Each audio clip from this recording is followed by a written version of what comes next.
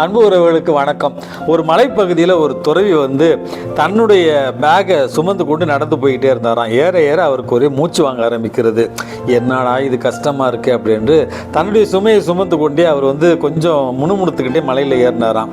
கொஞ்ச நேரத்தில் இவருக்கு அருகில் ஒரு சின்ன 9 வயது சிறுமி தன்னுடைய 5 வயது தம்பியை தோள் மேலே சுமந்து கொண்டு சிரிச்சுக்கிட்டே சந்தோஷமாக பாட்டு பாடிட்டு இவரை தாண்டியே போய் கொண்டு இருந்தாலும் அந்த குழந்தை. கொஞ்ச நேரம் கழிச்சு இந்த துறவிக்கு ஒரே ஆச்சரியம்.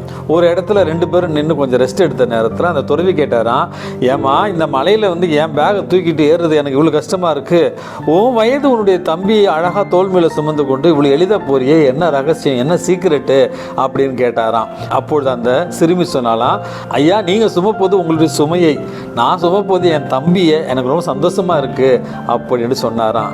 அன்புமிக்கவர்களே, உறவுகளை சுமைகள் என்று நினைத்தால் அது வாழ்க்கையில் பெருஞ்சுமையாக மாறி போய்விடும்.